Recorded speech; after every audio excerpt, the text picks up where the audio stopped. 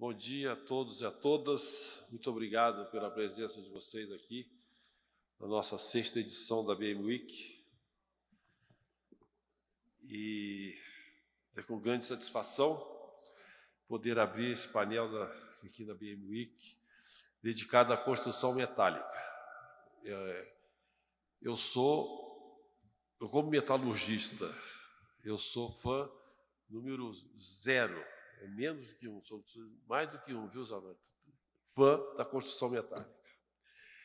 Quando decidimos realizar esse importante painel, convidamos nosso diretor da Regional Centro-Norte, hoje é diretor Regional Centro-Norte, o Geraldo Irã Cardoso, e a diretora do Instituto Aço Brasil, Débora Oliveira, representando o CBCA, para a coordenação da equipe organizadora. E tivemos também uma participação decisiva da CBMM, através do Alexandre Jordão e do nosso conselheiro Paulo Haddad.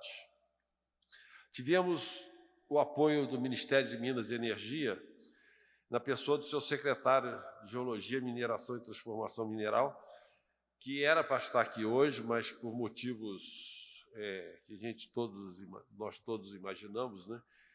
Ele está lá em Brasília, correndo atrás dos probleminhas de lá, né?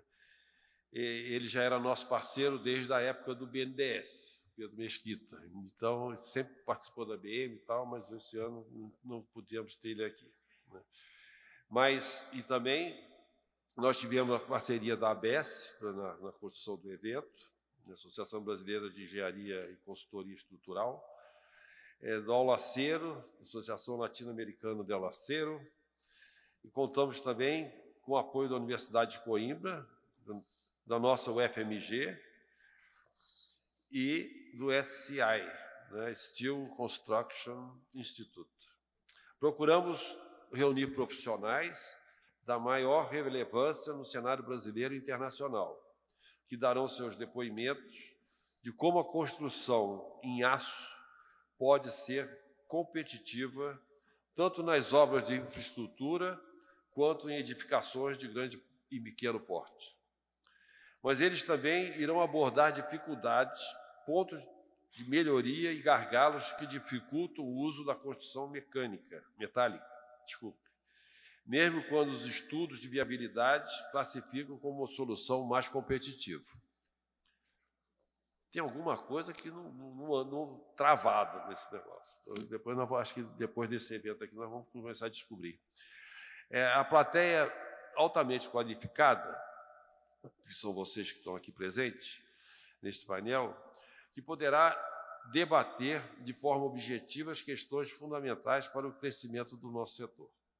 Este painel já vem sendo elaborado há 3 anos, que a gente ia fazer o evento em 2020, depois de 2021 passamos para cá, e nesse período de espera a ABM desenvolveu algumas atividades junto aos parceiros citados, tais como fizemos um curso para equipes do governo federal sobre aplicações da estrutura metálica com presença de profissionais do Ministério da Economia, Ciência e Tecnologia e Minas e Energia, do Instituto de Pesquisa Aplicada, IPEA, entre outros.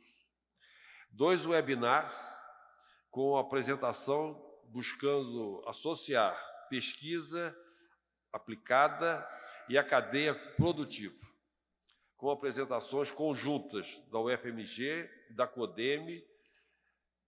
Quem que está da CODEME que está aqui? Tem alguém da CODEME aqui? Daqui a pouco. Eu ia fazer um agradecimento aqui, que eles fizeram uma doação para a nossa Casa de Metal. Da Universidade de Coimbra de Portugal e do CBCA. E hoje esses ilustres apresentadores estão aqui presentes. Convido a todos vocês para conhecerem na nossa sede, que fica aqui na Zona Sul aqui de São Paulo, que foi projetada e construída no início da década de 80, e é uma construção mista. Estrutura metálica, toda a nossa estrutura metálica. Hoje, se nós estivéssemos usando o nióbio, na nossa estrutura, a estrutura seria 40% mais leve, né? e aumentando a resistência e soldabilidade. O aço foi doado, na época, pela Cosipa e foi feita a estrutura metálica na fábrica de estrutura metálica em Volta Redonda. Então, nós temos painéis de alumínio, né? A Associação Brasileira de Metalurgia, então nós temos todos os painéis são de vidro, os painéis são todos de alumínio. Nós tivemos agora doação também na reforma da Hidro, 2 painéis lá da entrada, né? Nós temos base de concreto, a base é concreto, e aços longos. Provavelmente o concreto, o cimento e os aços longos foram da Votorantim, cujo terreno foi doado pelo Dr. Antônio Hermílio de Moraes. E guarda-corpos de aço inox, escadas de chapa de piso. Então, nós temos toda uma variedade aqui. Então, entra aço para tudo quanto é lado, não tem jeito. Hoje, abrigando a Casa de Metal, espaço cultural, que tem uma arquibancada em tubos de aço, fizemos uma arquibancada lá, com pisos na calçada e no estacionamento de agregado siderúrgico, e aí reforçando a importância da economia circular no nosso espaço. Então, é um espaço de multi-aplicações dos nossos materiais. Agora, a base é a estrutura metálica de aço. É um prédio espetacular. Quem não conhece, eu recomendo ir lá conhecer, né?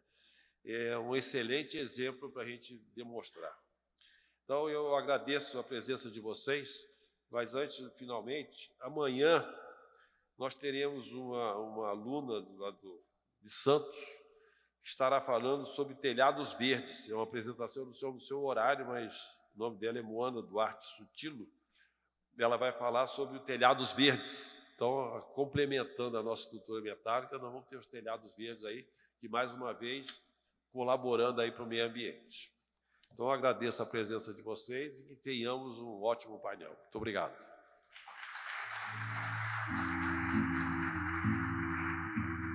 Obrigada. Obrigada, Leal.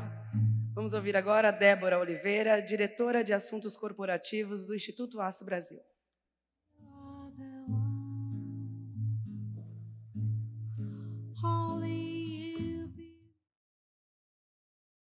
Bom dia a todos. O Instituto Aço Brasil vai completar 60 anos em 2023 e, ao longo desse tempo, sempre manteve uma relação de parceria com a ABM, apoiando especialmente os treinamentos técnicos e os eventos como a ABM Week. Estamos aqui na 6ª edição desse evento, contribuindo nesse painel de construção metálica, soluções para infraestrutura e edificações, e no final do dia também na plenária de mineração e siderurgia. Não é exagero dizer que o Aço Brasil apoia a ABM Week desde a sua primeira edição. Ficamos felizes com a proposta de um painel sobre construção metálica, mostrando a importância do tema no atual cenário. E cabe aqui um agradecimento especial ao Geraldo Heran, um entusiasta do tema que trabalhou arduamente durante esses 2 anos de pandemia para que esse painel se mantivesse vivo e fomentado. Sob gestão do Aço Brasil, o Centro Brasileiro da Construção em Aço, o CBCA, é um jovem que completa 20 anos esse ano e participa com satisfação aqui das discussões, representado pelo nosso diretor executivo, Eduardo Zanotti. Cabe lembrar a nossa intensa parceria com a ABSEM, também participante aqui das nossas discussões nessa manhã, e ainda do Alaceiro e da ABS. É uma satisfação estar junto. Entendemos que essa é mais uma oportunidade para debater como a construção em aço pode ajudar no rápido desenvolvimento do Brasil, especialmente em relação à infraestrutura, já que o governo estima que as necessidades de infraestrutura logística, energética, social e urbana no Brasil podem demandar bilhões de reais para reduzir o déficit. E a estrutura em aço pode acelerar todo esse processo. O uso da construção em aço no Brasil não passa de 5% em edifícios comerciais, enquanto em outros países esse percentual é de 2 dígitos. Nos Estados Unidos, por exemplo, passa de 45%. Então, a gente tem muito espaço para crescer. Desejo um painel de boas discussões e um bom trabalho a todos e obrigada.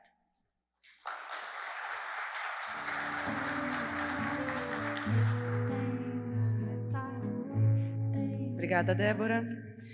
Ouviremos agora Geraldo Irã Cardoso, diretor da Regional Centro-Norte da ABM e diretor da Aço Plus Representações, e coordenador do painel.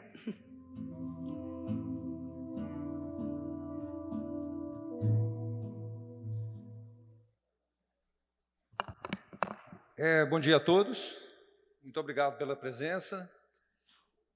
Nessa abertura, como o Leal já falou, nós teríamos a presença do governo federal representado pelo Pedro Dias, que é secretário de Geologia, Mineração e Transformação Mineral do Ministério de Minas e Energia. E ele, como não pôde ir, vocês devem ter acompanhado pela imprensa, questões na Petrobras, mudança de ministro, tudo nos últimos 15 dias. E aí ele me pediu, eu estou sediado em Brasília, embora em contato permanente com o chão de fábrica, mas sediado em Brasília, então eu estou em contato também com os ministérios. Trabalhei na BDI, a Agência Brasileira de Desenvolvimento Industrial, já faz alguns anos que eu represento a ABM no Centro-Oeste e agora se estendendo para o Centro-Norte, e estou sediado em Brasília. Então, em contato permanente com os ministérios, principalmente da Economia, da Minas e Energia e Ciência e Tecnologia, eles pediram que transmitisse as desculpas por não poder vir, e reforçar o apoio que eles sempre dão à indústria na transformação mineral e, em particular, a esse evento aqui da construção metálica. Hoje, nesse painel, nós teremos 3 blocos. Na parte da manhã, teremos os blocos de contextualização de demandas no Brasil e soluções competitivas no cenário internacional.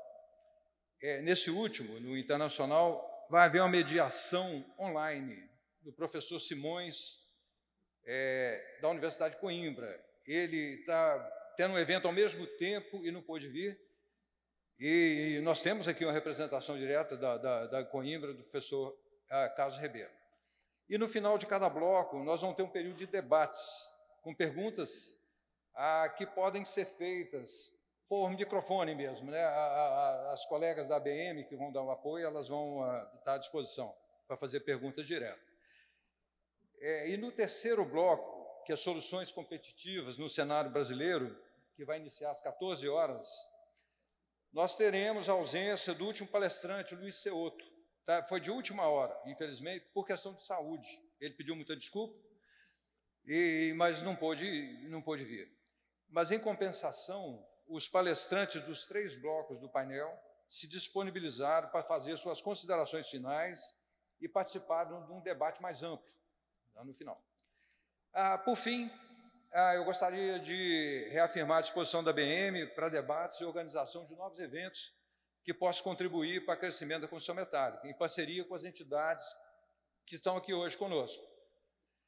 E conforme o Leal já falou, sobre a sede da ABM, conjugada com o recém-inaugurado Instituto Cultural Casa de Metal, que é aberto ao público em geral para visitação totalmente gratuita e sem agendamento. E local excelente para fazer novos eventos em construção metálica, e estamos à disposição. Muito obrigado e bom painel a todos.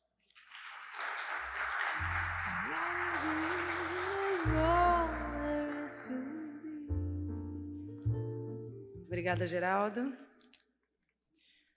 Bom, para começarmos então os debates, eu chamo o moderador Marino Garofani, VP de Estruturas Metálicas da ABCEM e presidente da Brafer Construções Metálicas.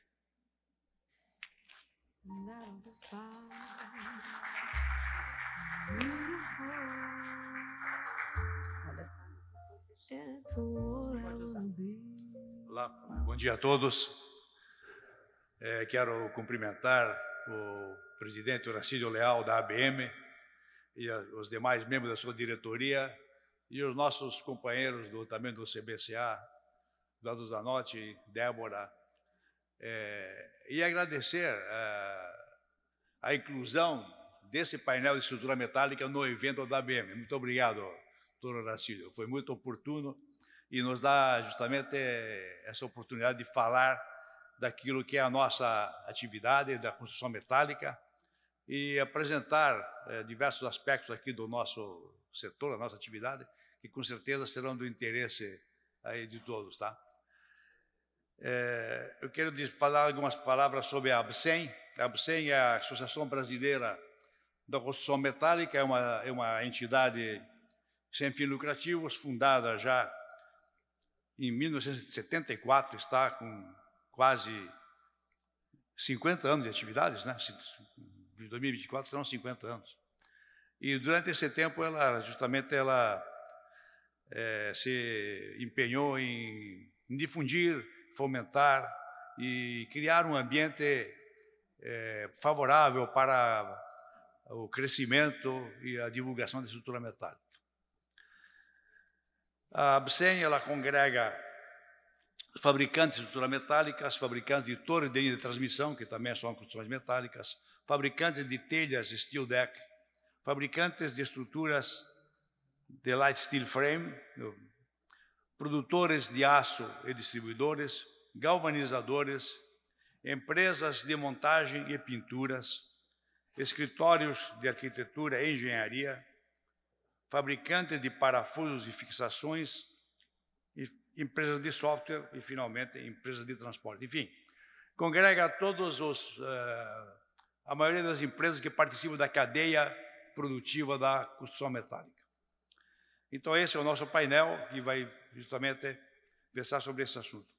Eu gostaria de convidar os nossos colegas de painel, em primeiro lugar, o senhor Eduardo Zanotti, vice-presidente comercial da ArcelorMittal Brasil e diretor executivo do CBCA, Centro Brasileiro da Construção em Aço.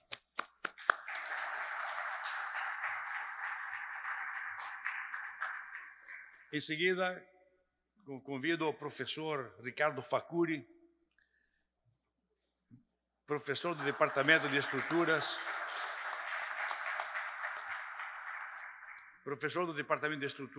e pró-reitor de Administração da Universidade Federal de Minas Gerais. Então, muito obrigado. Eu acho que podemos sentar e dar início, então, ao nosso trabalho aqui. Bom dia. Acho que o painel Construção em Aço, Construção Metálica, muito bem-vindo aqui pela ABM. Será o primeiro de vários dos próximos anos também. Acho que é um tema que a gente vem debatido aí há muitos anos, né? A ABSEM com 50 anos, CBCA com 20, e ainda a gente tem muitos desafios pela frente. Então, eu tive a honra de ser convidado para representar o CBCA, e nessa palestra aí, da gente discutir um pouco a construção em aço no Brasil. Aqui tem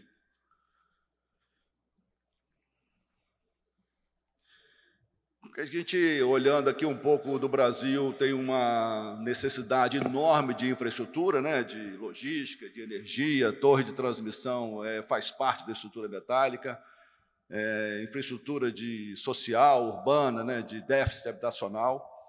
E tem muito, quando a gente olha aí os planos de governo, a partir de parcerias público-privadas, a gente vê que tem aí um potencial de investimento, uma necessidade de investimento de bilhões de reais à frente. E a gente sempre fala que a estrutura metálica ela tem essa capacidade, né, de a gente consegue fazer todas essas obras com uma velocidade grande, tem uma capacidade muito forte aí da gente implementar todas essas necessidades de infraestrutura. Se a gente comparar do lado direito a utilização de estrutura metálica em edifícios comerciais, nós estamos falando do Brasil aí abaixo de 5%. Já é um avanço, né? Eu lembro quando a gente começou no CBCA e nós criamos um catálogo de obras, né? A gente publicava as revistas também, e a gente tinha que trazer imagens de obras em aço do exterior. A gente não tinha nem material aqui no Brasil para a gente publicar. E hoje não. A gente entra num catálogo, entra no site do CBCA, a gente vê uma quantidade enorme de obras em aço, onde a gente pode falar, não, o Brasil está, de fato, crescendo nesse segmento. Por outro lado, a gente olha nos Estados Unidos, 46%, e na Inglaterra, com quase 65% em estrutura metálica. Se você entrar lá na Ásia, né, Sudeste Asiático, você vai ver lá uma enormidade, né, os edifícios comerciais, praticamente todos, são feitos em estrutura metálica, né? E a pergunta que é feita é, por quê, né? Por que a gente não consegue avançar mais, né? A gente né, Léo, nessa discussão que a gente está tendo há tanto tempo, por que a gente não cresce mais nesse segmento? Então, a gente teve uma pesquisa que foi feita pela McKinsey em 2016, tem um link na apresentação, acho que a apresentação vai ficar disponível, é muito interessante. De fato, a construção, ela é um dos segmentos, né, econômicos mais atrasados sob o ponto de vista de inovação.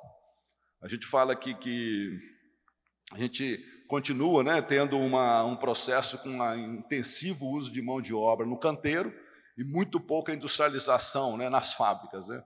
Isso, se a gente olhar realmente, pode ter alguns avanços em termos de soluções construtivas aqui e ali, mas, de fato, se você olhar no contexto, outras indústrias estão muito mais aceleradas em termos de inovação.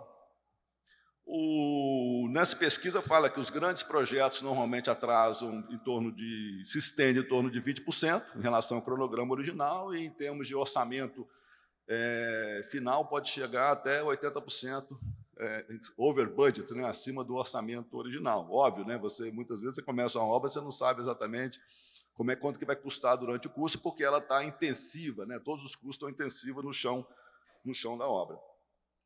Então, eu recomendaria dar uma olhada nessa pesquisa, que tem muitas coisas interessantes, não só do seu ponto de vista de informação, de dados, mas do seu ponto de vista de o que pode ser o futuro da construção em termos de digitalização, em termos de inovação. Quando a gente olha nos entraves da construção no Brasil, ela fala, a construção metálica é mais cara do que a construção convencional. Nós fomos investigar melhor o que é isso, no CBCA, junto da ABCEM, e a gente identificou um aspecto ali, que é um aspecto tributário, que pouca gente fala sobre isso, né? A construção industrializada, a construção metálica, a construção industrializada, é a construção convencional. Em loco, é uma construção, né, convencional. Quando a gente olha a carga tributária de uma estrutura, isso foi feito detalhe a detalhe de uma obra real, nós vimos que a carga tributária da estrutura metálica chegou a ser 148% acima de uma estrutura convencional construída em loco. Então, a gente começa a ver que uma das dificuldades é como é que a gente consegue mudar isso, ter uma isonomia tributária. Então, o CBCA, junto com a ABCEM, junto com os governos do Estado, estamos discutindo e promovendo, gente, se a gente quiser ter, de fato, uma evolução na construção no Brasil, nós temos que tratar da isonomia tributária entre os dois modos construtivos. Tá? A questão cultural, é óbvio, o Brasil sendo uma colonização muito mais, vamos dizer, do concreto, né? Eu tive uma vez recebi uma palestra muito mais romana, né? Das construções em pedra, né? E passou para a construção em concreto. E a gente vê, esses dias, conversando sobre casos dos Estados Unidos, a construção metálica tem crescido porque a madeira tem encarecido muito. Então, você tem uma competição estrutura metálica para estrutura de madeira, mas culturalmente você sabe que as construções já são feitas através de perfil, através de painéis, construção já industrializada, você chega na obra, só monta. Então, essa questão cultural é fundamental. Falta de mão de obra especializada, né? Você contrata uma pessoa para trabalhar na sua obra, o cara falou, eu quero trabalhar na construção convencional, é o que eu sei fazer, é o que eu já faço há muitos anos, além da formação profissional. Eu sou engenheiro civil por formação, toda a minha grade curricular foi concentrada em cálculo de estrutura de concreto, pouquíssimo curso na área de estrutura metálica, e esse é um trabalho que o CBCA tem feito muito. Como é que a gente divulga ter muito mais grade curricular da estrutura metálica nas formações de engenharia, de arquitetura, né, de projeto. Então, esse é um tema fundamental, que é um trabalho de longo prazo, né? Você não consegue mudar isso de um dia para o outro. Eu acho que a questão de informação, né, da questão de solução, né, tem uma solução e a pergunta fala, eu sei que existe, como é que eu uso na obra? Quais são as implicações? Como é que eu posso trabalhar as ligações? E uma visão de custo. Quando você chega e fala, não, quanto é que vai custar a obra? A pessoa olha o custo da obra, ela não olha quanto tempo ela vai ganhar, ela não olha o ciclo de vida, não olha a questão de economia do custo operacional, o consumo de energia. Tudo isso tem que ser mais amplamente discutido junto às construtoras, incorporadoras, etc. Quais são os benefícios? A gente destaca, óbvio, a questão de sustentabilidade, que é a racionalização de materiais com geração de resíduo próximo de zero. Você tem uma obra muito mais limpa. Você tem uma troca de emprego de obra para um emprego na indústria, né? na produção da matéria-prima. Um benefício de você possibilitar construir em ambientes muito mais congestionados, né? Grandes centros, você não tem um canteiro de obra fácil, movimentação restrita. E você ter, obviamente, que você faz uma obra mais leve, né? A estruturista vai falar, não, a obra eu consigo fazer fundações muito mais leves. E ganho de produtividade. Não tem dúvida que a gente consegue fazer aí ganhos de até 40% na execução das estruturas, né? É impressionante como a gente vê, né? Alguns vídeos de construção em aço, prédio de construção em aço, a velocidade que é de você construir em aço, além de você ter um controle de qualidade, né? Um controle de... Você está fazendo um ambiente fabril, você traz a qualidade de uma indústria, quando você coloca na obra, você tem muito mais controle do seu ponto de vista de qualidade de construção e de segurança também, e a gente tem que reforçar sempre a questão de segurança. O que é o CBCA? A gente está falando do CBCA, o que é o CBCA? O CBCA foi criado em 2002, ele está fazendo 20 anos, e ele faz exatamente, ele agrega aí os esforços das organizações nacionais. Ele foi criado originalmente, é um órgão ligado ao Instituto Aço Brasil, ele foi criado pelas usinas siderúrgicas, no espírito de seguinte, em vez de cada usina ter um projeto independente de promoção do aço, vão tentar reforçar todos o que está sendo feito pelas usinas e fazer uma promoção de todo mundo, junto com as entidades parceiras, né? Que aí a gente vem com a ABSEM, super parceira, a ABM, a ABS, Associação de Drywall, etc., a Laceiro, que está aqui também, vai fazer uma palestra logo na sequência, e ela é gerida pelo Instituto Aço Brasil e não é uma entidade comercial. Isso é importante, ela discute processos, tecnologia, manuais, treinamento, desenvolvimento de profissionais. Esse é o foco do CBCA. Como já falei, os gestores são a ArcelorMittal Tubarão, Gerdau e Usiminas, tem uma série de colaboradores também, usina siderúrgica, e tem empresas consorciadas, empresas que estão, de fato, aí no setor de construção em aço, tanto na área de distribuição como na área de produção, por exemplo, de drywall, light steel frame, que fazem parte de todo o grupo do CBCA. Essa é meio um ecossistema do que fala a construção civil. Não é uma coisa que você chega assim, é uma entidade só. Isso aqui é um ecossistema com muitas entidades e muito foco voltado também hoje para as universidades, para a formação profissional dos alunos, né? E a ABM tem um papel importante nisso, de trazer os estudantes para esse debate também.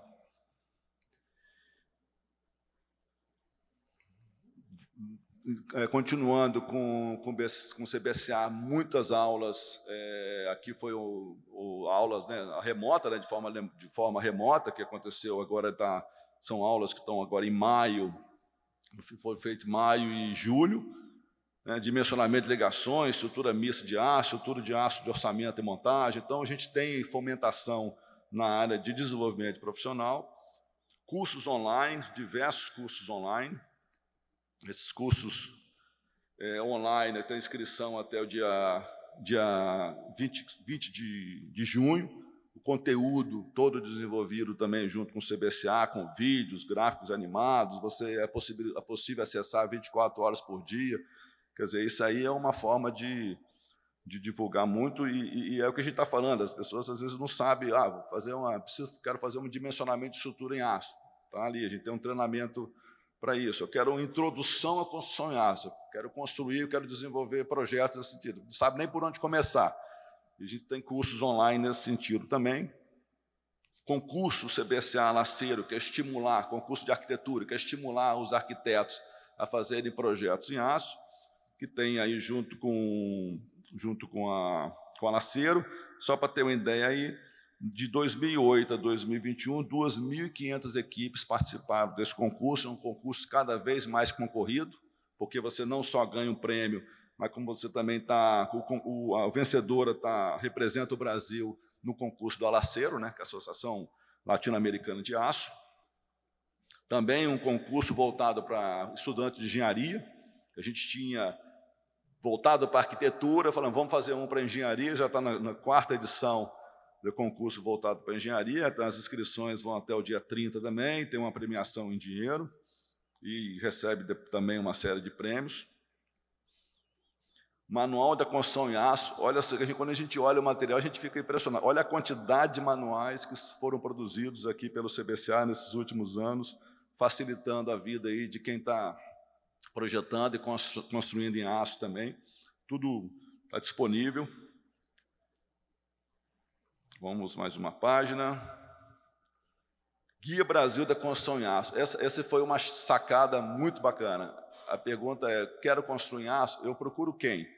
Nós desenvolvemos no CBCA já, é um guia dinâmico, que a gente mapeou a nível Brasil inteiro, fabricantes de estruturas, aqui, defensa, engradamento, painéis, parafuso, tinta para aço, tubo, telha, serviços, né, centro de distribuição, galvanização, projetista. Então, a gente colocou tudo isso num guia Brasil de construção em aço, era emitido um book, hoje está online, está disponível online, então a pessoa está lá numa determinada cidade, estado, quer construir em aço, não sabe nem a quem recorrer, vai lá, tem lá projetista na cidade e tal, ele pode, né, quem está cadastrado pode identificar lá e pode dali sair com a concepção de projeto, de quem vai fornecer o produto, quem pode construir tudo. Quer dizer, é uma forma de ampliar a informação de que quem quer de fato construir possa ter todos os elementos para partir do zero,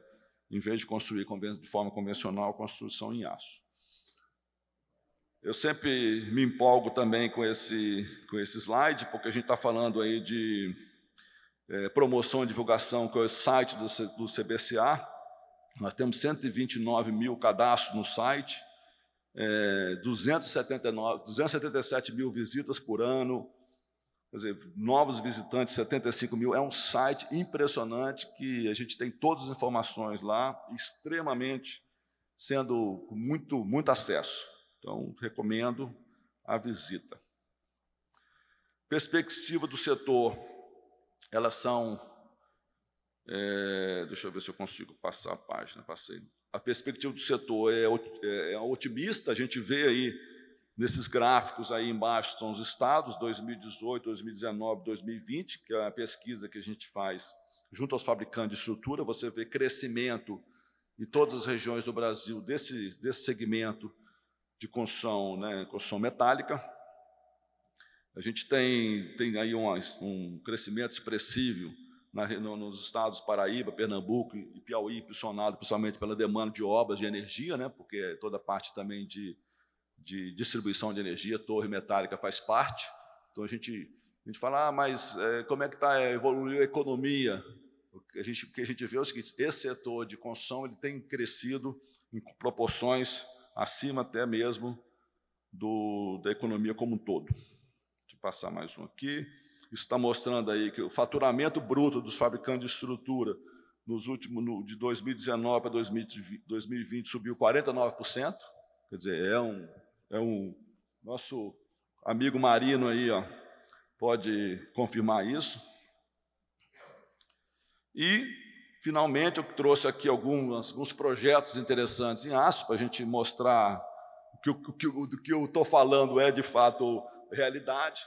Essa aqui é uma ponte, a terceira ponte Vitória, que liga Vitória a Vila Velha, é uma ponte de 3.500 metros, toda em concreto, embora o vão central seja em estrutura metálica, e foi desenvolvido nas duas laterais uma ciclovia, né, que é essa parte aqui toda em estrutura metálica, com steel deck, é uma ciclovia, e vai ter também um gradil externo aqui, que ele tem a função de ter uma possibilidade de você atravessar de bicicleta, a pé, e, por incrível que pareça, ele também é uma proteção contra suicídio, né? Que a pessoa, porque a ponte sempre sempre um chamativo ali, e aí você tem ali qualquer pessoa que possa querer pular da ponte, você tem uma proteção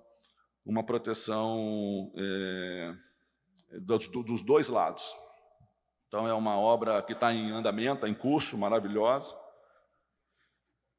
Temos o cartão postal de Brasília, né? Geraldo, você que mora lá, maravilhosa a ponte JK, toda a estrutura metálica, com 14 mil toneladas de aço, 2 vezes mais do que foi usado na Torre Eiffel, que é um espetáculo essa ponte. Essas são as vantagens da construção metálica. Um estádio do Atlético, né? 12 mil toneladas de aço, aí a gente não estamos discutindo as preferências de time, mas não sei se tem a ver aí as cadeiras branca e preta, tem alguma coisa a ver com o Atlético, não, mas tem nada a ver não, né? Nem com o Corinthians. Então, é uma obra também toda em estrutura metálica, 12 mil toneladas. E aí você vê, né, uma obra limpa, uma obra com menos risco de acidente, uma obra que tem um consumo de água bem menor, né?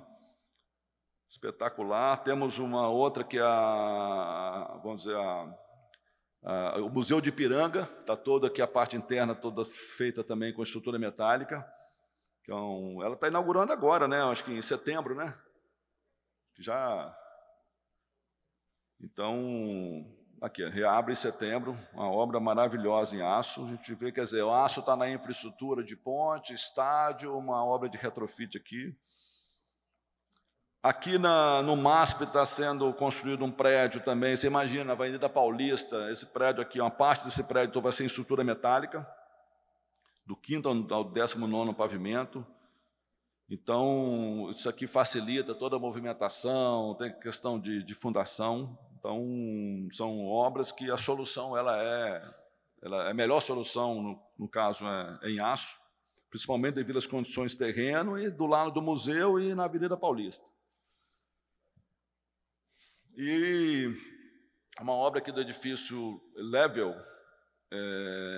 em Tubarão, Santa Catarina, que já é um prédio modular, né, que é outra solução construtiva, né, bem hoje já crescente, que é construção modular. Você monta os módulos na fábrica e chega lá, você vai só encaixando os módulos, a foto aqui embaixo, que é uma solução bem prática, muito utilizada em outros países, e a gente vê crescendo no Brasil. Então, eu acho que com isso eu encerro, deixo aqui para não esquecerem aí o site do CBCA, acho que eu cumpri meu tempo. Gente, muito obrigado e contem com a gente no CBCA, na ABSEM, na ABM, e qualquer dúvida, qualquer interesse adicional no setor, estamos disponíveis a atendê-los. Muito obrigado a todos.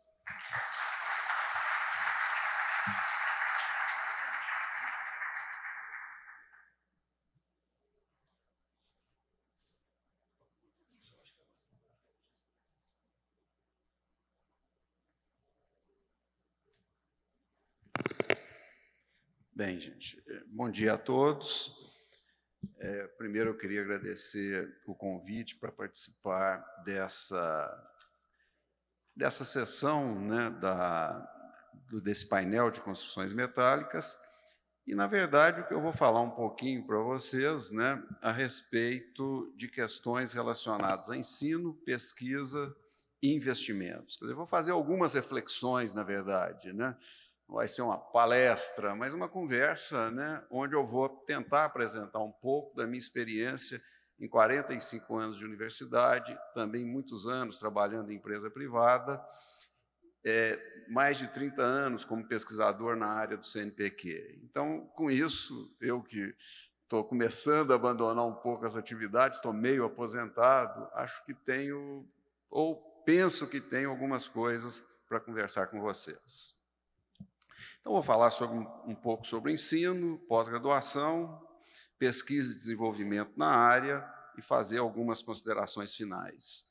Quando eu falo em ensino, eu gosto sempre de começar falando um pouquinho e bem rapidamente sobre o ensino básico, até porque é a base de tudo.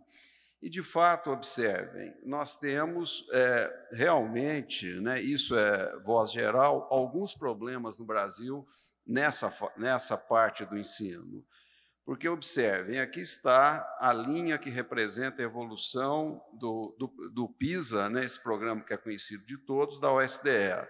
E nós estamos claramente bastante abaixo da média da OSDE, muito abaixo daquele país ou daqueles países que, ao longo dos anos, têm sido os primeiros colocados. E o que preocupa bastante é que a gente também fica abaixo dos países do BRICS, inclusive abaixo dos países sul-americanos. Os sul-americanos estão abaixo da OSDE, mas ainda um pouco acima do Brasil, geralmente. E o problema, né, é aquilo que todo mundo sabe. Na verdade, o Brasil não é um, o Brasil são vários. E a desigualdade aparece claramente com relação ao tipo de escola. Se a gente pegar a escola particular nossa, no ensino básico, está acima da média da OSDE.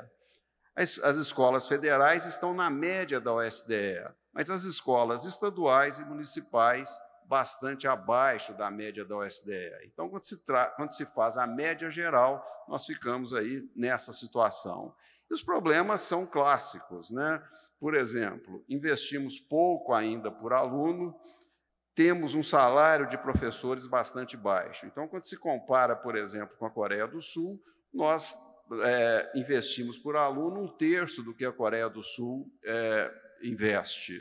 O salário dos nossos professores são mais de 2 vezes menor, por exemplo, que os salários da Coreia do Sul, apenas para fazer uma comparação com um país que tem avançado bastante recentemente. Com relação ao ensino superior, né, eu começo falando da posição das universidades brasileiras no mundo. A gente observa que a situação é um pouco melhor. Quer dizer, nós temos um grande problema no básico, mas quando se chega na universidade, é como se a gente tivesse uma certa recuperação. Claro que continuamos numa condição muito inferior ao dos países desenvolvidos. Esse aqui é um ranking, tem sempre seus defeitos, né? Existem vários rankings internacionais. Esse do TI é um dos mais conceituados. Então, eu selecionei aqui alguns países, BRICS, alguns países adiantados, né, incluindo Portugal, Turquia, Chile, para a gente fazer uma rápida comparação. Observem que entre as 1.000 primeiras universidades ranqueadas, o Brasil possui 9. E aqui eu só coloquei aquelas universidades que possuem curso de engenharia civil, ou seja, mais ligadas, então, à nossa área. Quando a gente chega no BRICS, a China hoje está com 41, eu vou falar muito da China nessa exposição. A Rússia está bem próxima do Brasil, inclusive o PIB da Rússia é muito parecido com o Brasil, a nossa condição não é muito diferente da Rússia. Índia tem crescido bastante, esse ranking é de 2022, inclusive, é super recente, e a África do Sul está também num nível muito parecido com o Brasil. Quando se chega Estados Unidos, Reino Unido, França, os números são outros, né? Totalmente diferentes. Portugal tem o mesmo número de universidade entre as 1.000 que o Brasil tem. A Turquia, que é um país também que tem um nível de desenvolvimento não muito distante do Brasil, tem 7, menos que o Brasil, e o Chile, 5. Bom, entre as primeiras, né, na classificação de 1 a 100, notem que os Estados Unidos têm 30 universidades. Né? Não vou, evidentemente, desenvolver toda essa tabela, e a China começa a crescer bastante. A nossa primeira é a USP, está aí entre 201 e 300. Depois vem aí as outras, Unicamp, o FMG, Federal do Rio Grande do Sul, Federal de Sergipe e outras. Bem, então a situação não é tão ruim assim. E aí, quando a gente vai fazer uma radiografia dos nossos cursos de engenharia civil, eu considero que a situação é um pouquinho preocupante. Eu selecionei engenharia civil porque é aquela área da engenharia que mais gera profissionais para a área de construções metálicas ou de estruturas metálicas, se quiserem considerar dessa maneira. Então, eu tomei os resultados do último ranking da Folha, de 2019, o RUF, que é também bastante representativo, né, em vários setores aqui do Brasil. E eu pude observar o seguinte, né, são considerações minhas. Nós temos aqui 10 universidades, todas públicas, com uma nota de ensino. Essa nota não é em 100, é uma nota relativa que a gente pode considerar como muito boa. Depois, algumas universidades aqui de 11 a 100, com notas razoáveis, 101 a 250, também com notas que a gente até consideraria aceitáveis. Estou falando em nota de ensino. Mas, depois da universidade, do número 250 aqui na classificação, de 251 a 753, todas essas universidades, ou todas essas escolas que têm engenharia civil, melhor dizendo, possuem nota de ensino inferior a 20% da média das 5 melhores. Ou seja, eu posso considerar esse ensino como fraco. É uma opinião pessoal, particular minha, tá? Não existe essa classificação, uma classificação formal nesse sentido. Então, o resultado disso é que nós temos 67%, aproximadamente, das nossas escolas de engenharia civil, hoje, com ensino, pelo menos, que a gente pode considerar deficiente, um pouco mais deficiente, sei lá como classificar exatamente. Mas o resultado é um resultado mais ou menos óbvio, né? Nós temos poucos engenheiros excelentes que passaram por ensino básico e curso superior de qualidade, quer dizer, tem muito engenheiro talvez formando, mas seriam poucos os excelentes e muitos pouco qualificados, né, que passaram aí por um ensino de pior qualidade e que vão ter que fazer um esforço muito grande para digamos, adquirir uma boa condição. Bom, e aí, indo mais especificamente para a nossa questão das construções metálicas, das estruturas de aço, a gente tem uma queixa, que já foi, inclusive, colocada aqui nessa sessão, que é a carga horária bastante baixa, né? De fato, a carga horária média da disciplina de estruturas de aço é da ordem de 65 horas. É pouco. Nós temos que encontrar algum tipo de solução para isso. Ela é cerca da metade da carga do concreto. Agora, quando a gente vai para as universidades do exterior, né, a gente sempre costuma fazer essa comparação com o exterior, a gente vê que a situação também não é muito diferente. Normalmente, a carga horária de concreto é maior que a carga horária de aço, embora 65 horas seja muito pouco. Temos um outro problema, que é o despreparo da maioria dos professores, né, das escolas menos qualificadas, pelo menos, que não têm formação acadêmica e ou vivência profissional na área. E aulas, às vezes, também muito mal preparadas. Mas o que a gente precisa transmitir aqui para vocês, né, nesse fórum, é que mesmo engenheiros bem formados não saem prontos para o mercado. Não adianta você achar que fulano foi formado na escola X ou Y, ele chega na empresa, você dá uma coisa simples, às vezes, para ele projetar uma escada. Muitas vezes ele não vai saber fazer. Quer dizer, esses engenheiros possuem uma boa base teórica, condições para evoluir, condições para inovar, mas têm que ser adequadamente recebidos pelas empresas, né? Acompanhados e treinados nessas empresas. Quer dizer, o que eu quero dizer é que teoria é teoria, prática é prática. Então, a escola, eu garanto a vocês, com toda essa experiência minha, ela não tem condições de ensinar o que se chama prática. Então, as empresas têm que saber receber os profissionais, né? Às vezes, até como estagiário, é uma ótima opção, programas de trainee e por aí vai.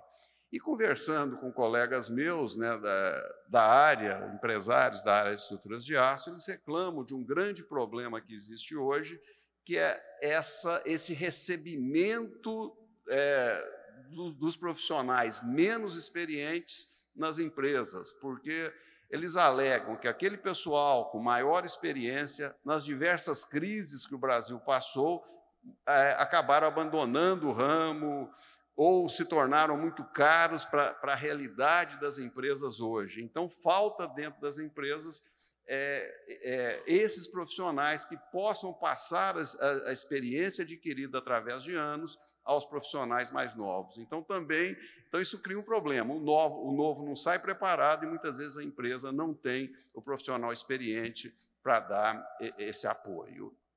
É lógico que os cursos de graduação podem ser complementados por pós-graduação, tem especialização, aí sim se teria uma carga horária bem maior, mestrado, doutorado, não quero avançar muito nisso aqui, e colocando para vocês, né, já foi até citado aí a coleção, a biblioteca do CBCA, o Brasil hoje dispõe de muita literatura. Isso é uma vantagem enorme, coisa que nós não tínhamos até muitos anos atrás.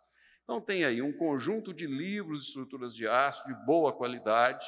Começo aqui pelo meu, obviamente, fazer aqui o marchand, né, aproveitar a chance, numa plateia tão qualificada, mas tem muitos livros aqui qualificados, né? Repito, a biblioteca do CBCA, e um fato extremamente interessante, normas brasileiras atualizadas, abrangendo praticamente todas as áreas de estruturas de aço. Inclusive, a 8800 atualmente está sendo revisada, vai ficar extremamente aí dentro de um contexto atualizado. E a pós-graduação, né? Especialização, temos diversos cursos. Se vocês fizerem uma pesquisa aí pelo Google, vão encontrar esses cursos na área de estruturas de aço. Mestrado e doutorado, também temos muitos cursos com produção relevante, fazem trabalhos de pesquisa na fronteira do conhecimento. Eu fiz aqui resolvi passar para vocês alguns números. Peguei apenas 6 programas de pós-graduação, que sei que são programas que produzem bastante, e observei uma coisa interessante, tá? De 2010 a 2019, apenas esses 6 programas, eles são responsáveis aproximadamente por 50% da produção brasileira nessa área, na área de estruturas de aço, mas eles produziram 190 dissertações de mestrado e 52 teses de doutorado. A produção total brasileira nesses 10 anos, nessa área, deve ser o dobro desses valores que eu estou apresentando para vocês. Então, é muita coisa. E a pergunta que fica, será que essa produção está sendo efetivamente bem aproveitada no mercado? Que seria o objetivo final, né? E ainda, né, coloco que essas pesquisas e estudos feitos nas universidades hoje constituem quase a totalidade da área no Brasil. Agora, essas pesquisas custam, elas não são baratas, né? Nós temos a questão das bolsas dos alunos, equipamentos laboratoriais, informática, software, material de consumo. E como é que isso tem sido bancado? Quase sempre apenas com recursos públicos, próprios das universidades, das fundações de apoio federais, a CAPES, CNPq, e das fundações de apoio estaduais. Cada estado tem sua fundação de apoio estadual, as 4 maiores são de São Paulo, do Rio, do Distrito Federal e da FAPEMIG. E praticamente independente das empresas, que nem sabem, às vezes, o que está acontecendo, muito pouco apoio, e com isso também acabam não influindo nos temas. O resultado, né, muitas vezes, nem sempre, são trabalhos pouco conclusivos, desfocados da realidade brasileira, embora possam ter relevância no exterior, e resolução de problemas, né, que podem parecer complexos, mas sem grande interesse. E os problemas são óbvios, né? Recurso das universidades está acabando, das federais, né? Recentemente, agora, nós tivemos mais um bloqueio de verba de 14,5% de custeio e investimento. Das fundações de apoio federais, observem que, a partir de 2015, a CAPES, né, que 94% da verba da CAPES é para a Bolsa, começou uma queda vertiginosa. Também o CNPq, mesma coisa, a partir de 2015. Então, a situação, esses recursos que a gente recebia tendem, de fato, a se reduzir bastante. Então, a gente vive um momento delicado, a gente precisa encarar isso de frente, né? É um momento de desânimo, é um momento em que também, né, os recursos diminuem, as bolsas de mestrado e doutorado estão praticamente sem reajuste há 9 anos, há uma defasagem estimada de cerca de 40%, 70% do valor.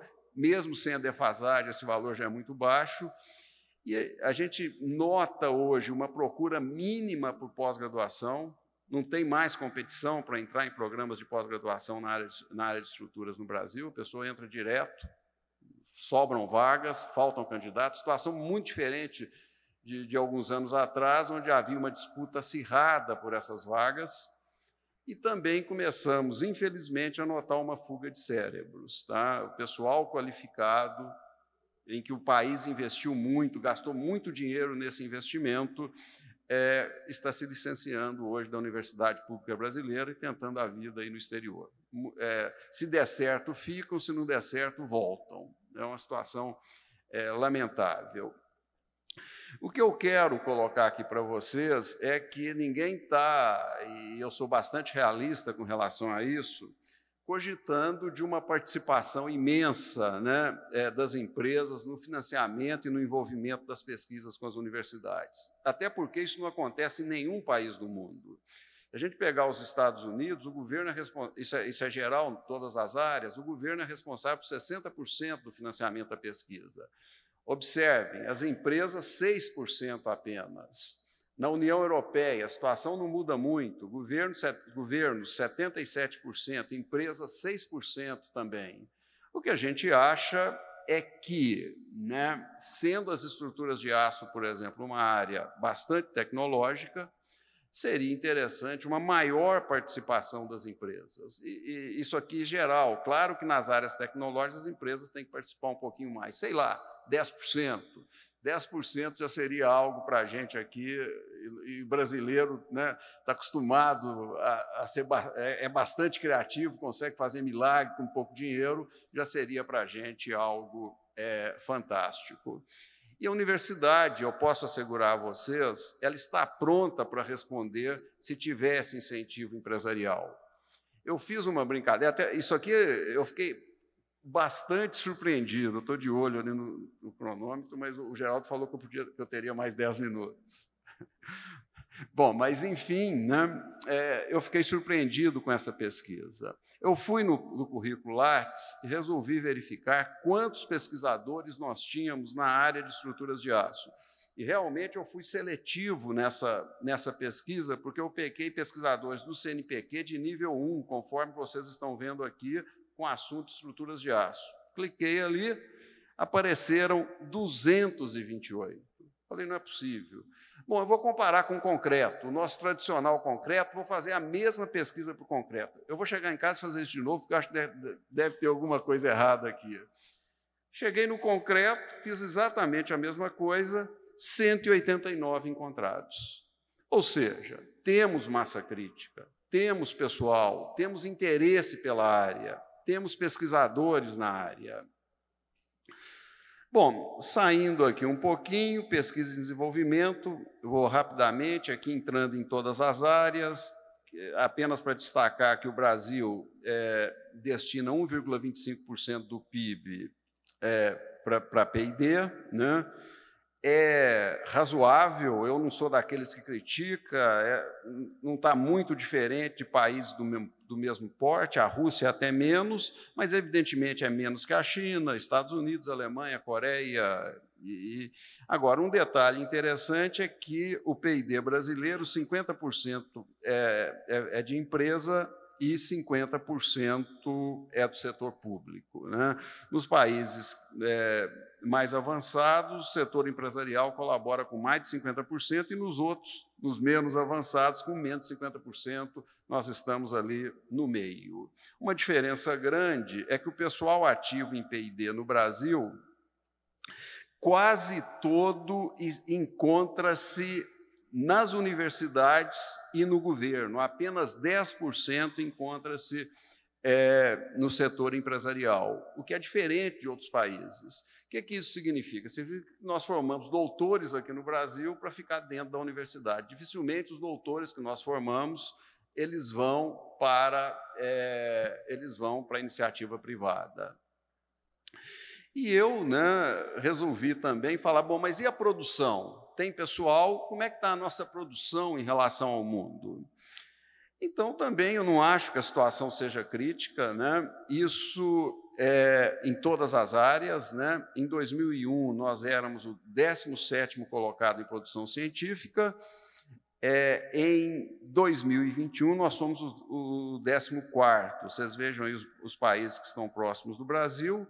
Mas o que eu queria, quer dizer, na verdade, em 2021, então, tentando ser um pouco mais rápido, nós representamos 1,68%, entrando na engenharia, basicamente, nós representamos 1,68% da produção científica mundial. Por outro lado, 3,42% da produção dos BRICS. O problema dos BRICS, vocês vão ver, são os chineses. Os chineses estão inflacionando esse mercado. 26% da Iberoamérica e quase 50% da América Latina. É razoável, né? Poderia ser melhor, poderia, mas também não é algo tão crítico.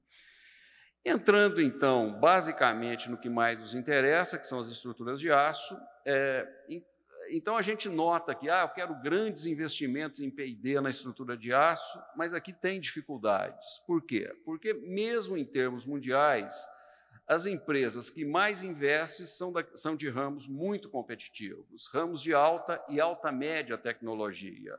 Tem aqui uma relação de 2018, vocês vão ver que é Samsung, Volks, indústria automobilística, Microsoft, Huawei, e por aí vai, né? É hardware, equipamentos eletrônicos, produtos farmacêuticos, biotecnologia, automóveis, né? Programas de computador, TI e por aí vai. No Brasil, nós temos a Embraer, temos a Vale, Petrobras, TOTVS, WEG, CPFL e Braskem.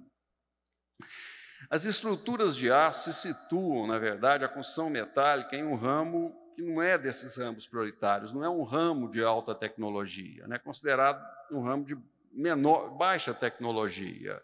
E a quase totalidade das nossas inovações são incrementais, é uma melhora do antigo.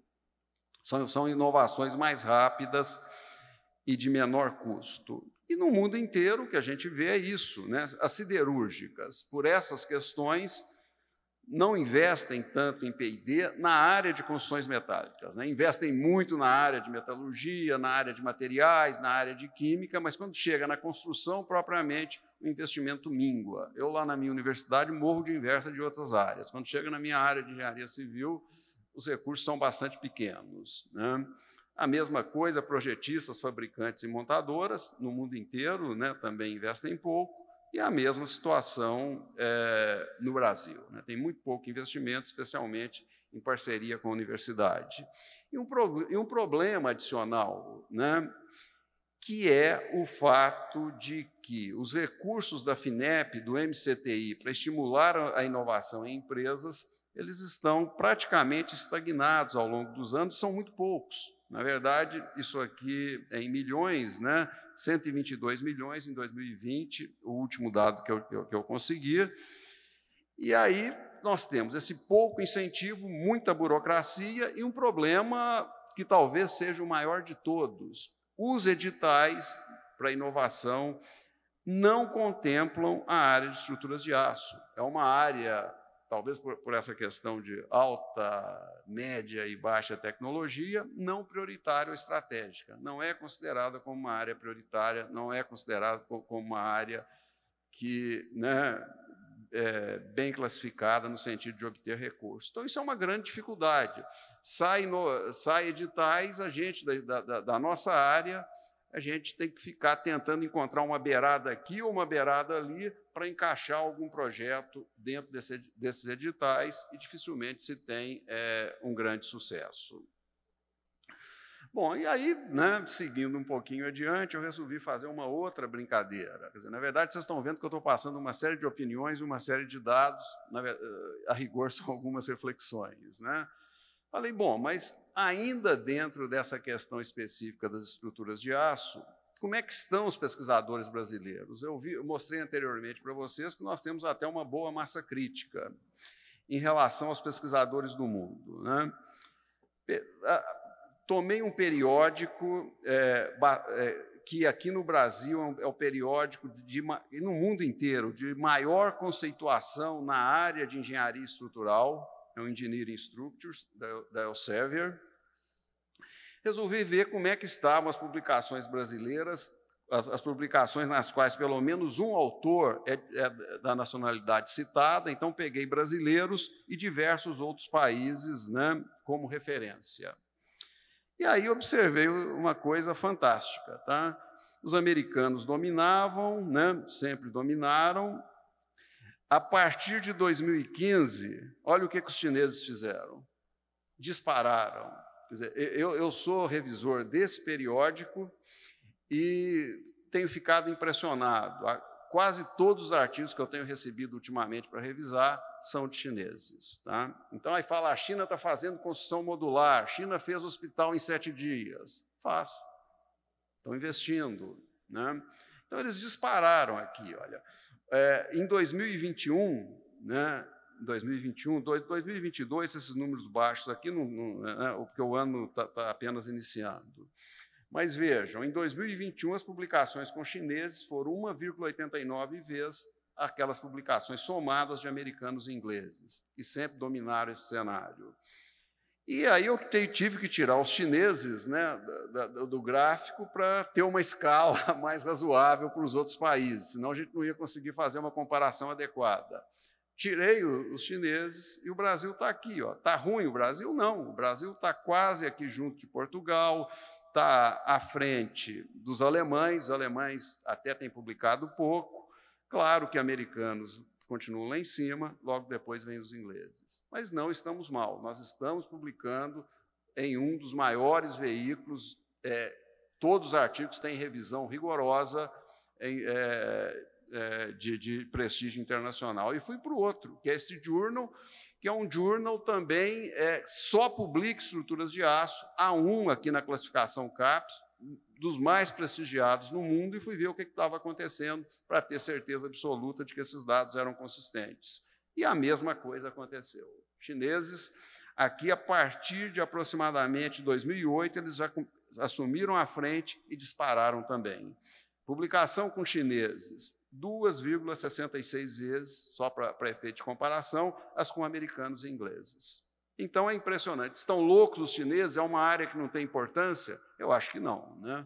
Eu acho que a gente tem que refletir um pouco sobre esses números. Aí eu tiro os chineses de novo, nós estamos aqui em posição razoável e, né, americanos e ingleses aí passam a dominar.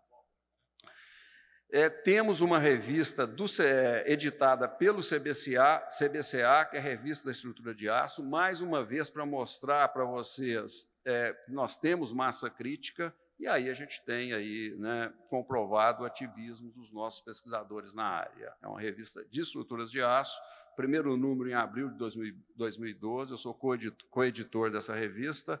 Desde então, tivemos 41 edições ininterruptas dentro da programação, 176 artigos técnico-científicos publicados após revisão dos pares, ou seja, são artigos de boa qualidade, eu posso assegurar a vocês. Envolvemos mais de 150 revisores, aproximadamente 300 autores diferentes, e aqui uma grande vantagem, porque muitos desses autores são alunos de pós-graduação, quer dizer, o aluno já começa a participar, né, das publicações científicas. E tem uma classificação razoável, B2, do Qualis CAPES. Temos que lutar por isso, para manter essa classificação, ou pelo menos avançar um pouco. Bom, é isso, né?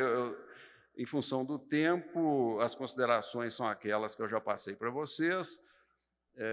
Eu não vou repetir, mas eu acho que é necessário um esforço coordenado de toda a sociedade para atacar as causas do problema de estabelecer soluções, lembrar dessa dificuldade com relação à formação de pessoal, especialmente no recebimento deles pelas empresas, lembrar que o Brasil tem uma boa quantidade de pesquisadores, uma produção científica aceitável, não é ruim, né, compatível com os países do BRICS em desenvolvimento e de muitos países desenvolvidos. Quer dizer, nossa situação não é aquela situação que a gente fica lamentando que estamos abaixo. Nós temos um pouco desse complexo de vira-lata, às vezes, né?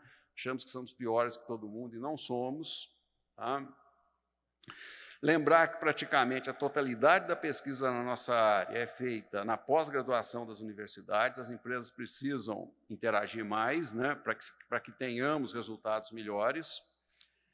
essa inexistência de parceria em atividades de P&D entre empresas e universidade, a gente pode considerar como várias razões, né? Muitas vezes as empresas não sentem a necessidade desse envolvimento, não tem um departamento de P&D, né? O departamento de P&D precisa ter especialistas para conversar com a universidade, senão fica um diálogo de surdos, é o que tem acontecido muitas vezes, né?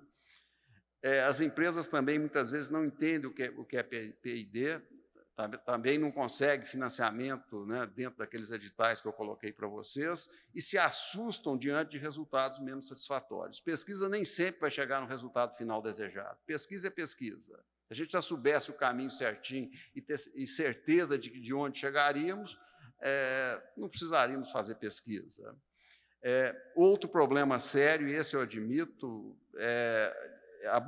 às vezes não há disposição para enfrentar a burocracia do setor público. Eu também não tenho, eu tentei doar alguns livros agora para a biblioteca, acabei desistindo. É complicadíssimo, tá? Doar um equipamento hoje para o setor público é uma das coisas mais complicadas que existe. Kátia, precisamos desburocratizar, Kátia, aquilo que a gente estava comentando, senão não dá. Tá? Um conhecido meu, de uma grande construtora, tenta doar equipamento para a Universidade Brasileira, não consegue, ele doa esses equipamentos para a Universidade do exterior. Fantástico, absurdo, mas é.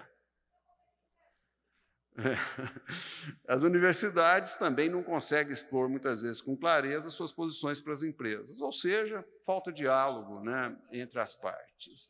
Haveria muitas vantagens para as empresas nesse relacionamento, acho que não preciso avançar com relação a isso, e também para a universidade, né? Pensem, nós teríamos imensa satisfação em trabalhar em temas de maior interesse da prática profissional. Vocês acham que a gente fica feliz em fazer alguma coisa que nunca é usado? Em hipótese nenhuma. A gente quer que os nossos resultados, que as nossas pesquisas sejam efetivamente utilizados, né? Teríamos, claro, mais recursos, poderíamos aumentar a nossa produtividade científica, né? Com bolsas e etc. Né? Claro que os P&Ds podem ser firmados por empresas ou entidades, né, representativas do setor, visando o interesse comum da construção metálica. Né? Enfim, né, uma forma produtiva, já se tentou fazer isso, é a abertura de editais conjuntos empresa-governo, MCTI, Ministério da Educação, né, para apoio induzido ao setor. Isso tem que ser, evidentemente, muito bem planejado. Bom, era isso. Mais uma vez agradeço a todos e fico à disposição.